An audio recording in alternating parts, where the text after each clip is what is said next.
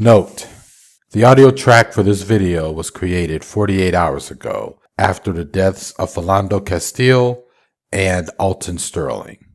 The author of this video does not possess the abilities of precognition in terms of the behavior and reactions of people whenever state-sponsored deaths by the police occur. Thank you.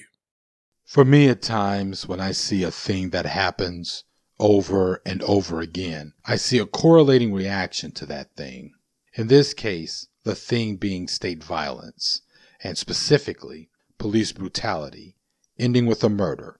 And the correlating reaction to police brutality that often annoys me is not the people's reaction to it being anger and the desire to confront the powers that be, but those who embrace denial and proceed to shame and self-blame either the victims or those who express anger at the violence committed by the hands of the police. And this anger expressed towards either those who are angry at police brutality or those who want to do something about it seems to be heightened when we see the actions blazingly laid open for us to see. And the facts of the reality that we are living in is no longer hidden behind lies or actions that took place off camera.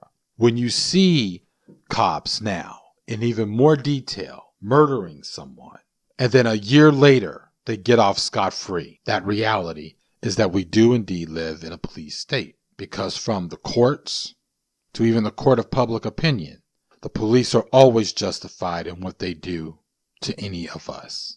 See, what I hate more than anything else when we are under common knowledge of the fact that a life has been taken needlessly by the very institution we are socialized to obey is the reaction of disdain for those who express anger, grievance at police brutality.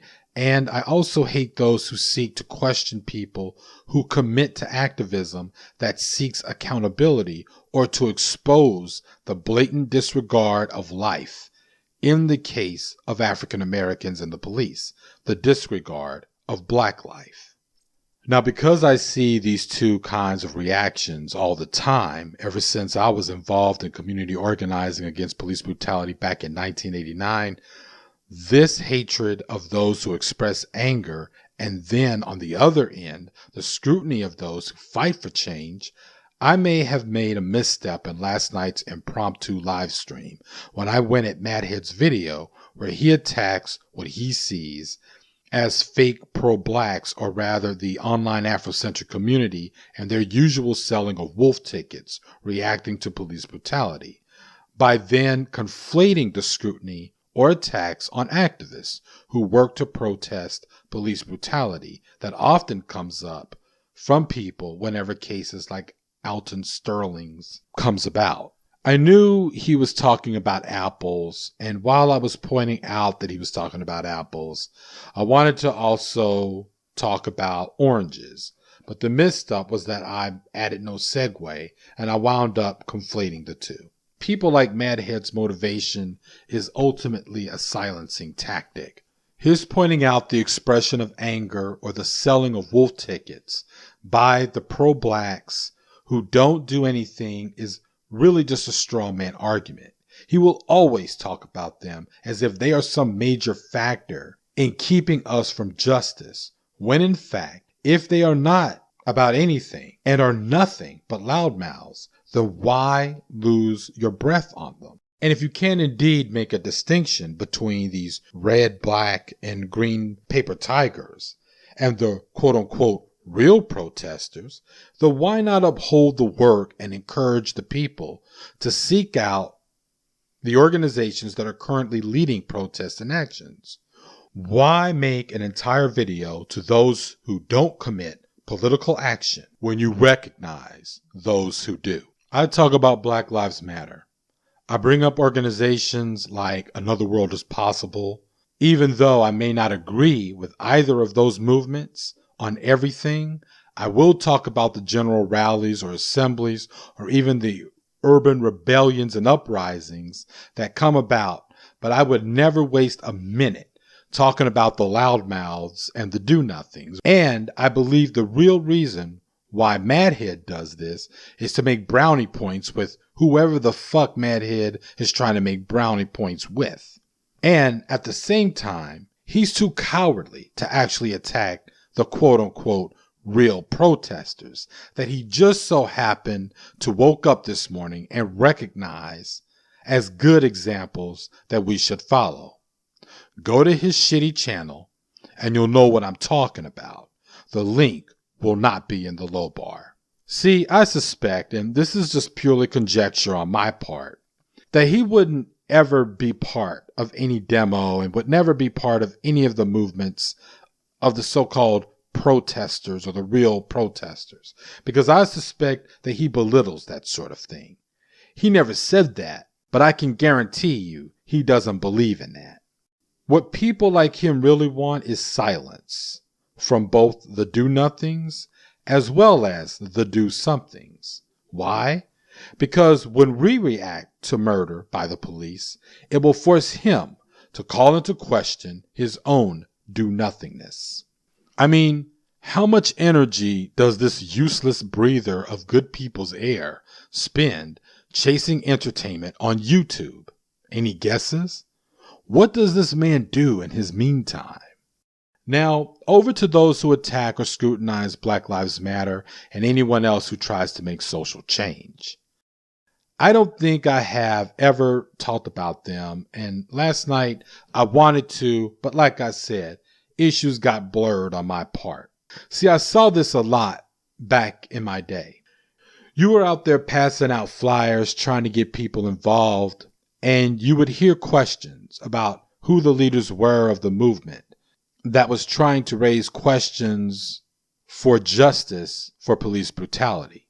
And you were stopped in your tracks from talking about the real fucking issue because you got to defend against some talking point raised by the right-wing media. Well, I know there is a person still floating in a pool of their own blood by the police. But wasn't your leader of the cause snorting cocaine in a diner some 10 years ago? Really? What the fuck does that have to do with anything? You don't have to follow the cocaine snorting leader. Hell, if an action is organized, just show up as the "we don't like cocaine snorters, but we hate police brutality" contingent.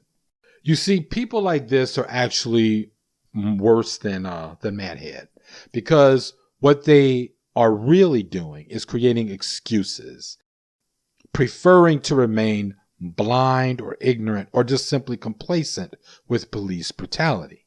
They feel powerless to change anything, but they hate those who vocalize their anger at police brutality and those who want to do something about it because they know that their cowardice is exposed and laid open for all of us to see.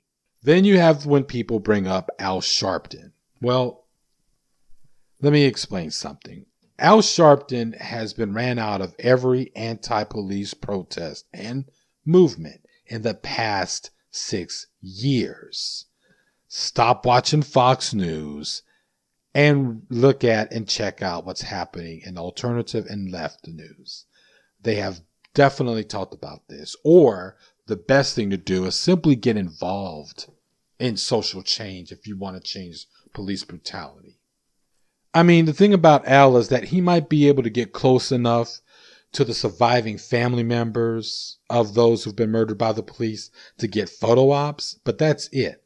Again, what does that have to do with you? You. Again, you. Then you have those who want to scrutinize the organizations and movements on the scene today. Well, doesn't all lives matter? Yes, all lives do matter. And I bet we would quickly see how all lives matter if Trump was suddenly beaten by the police. Read what the meaning of that phase for the movement means. Again, it deals with the historical context of the rate that black people are beaten or murdered by the police. And no one is giving a shit because the victim's humanity is never attached by both the media, and/or the politicians and the police involved.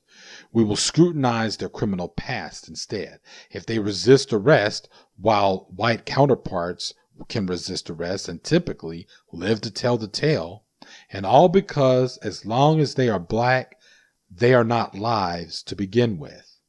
It does not mean that black lives are the only lives that matter, or that we are the only ones experiencing racism and police brutality.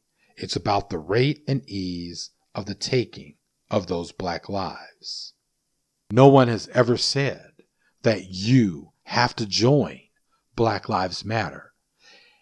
Every protest and major action that is ever planned and organized in any city when shit like this happens, it's not just Black Lives Matter. There are coalitions. There are multiple organizations doing actions on those days and deals with these cases on an ongoing basis.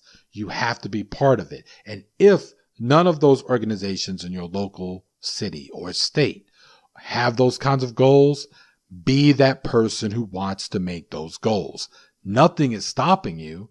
So yeah, excuse making. That is all there is for these people. And I tell my daughter, when you come across these people, when they're out there, treat them like Morpheus would tell you to treat the average everyday person in the Matrix. They are part of the system until they take the red pill of resistance. They are potential agents, and so fuck them.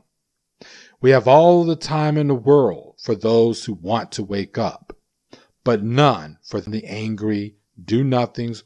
Keep it moving. If you want to commit to social change, then simply do it.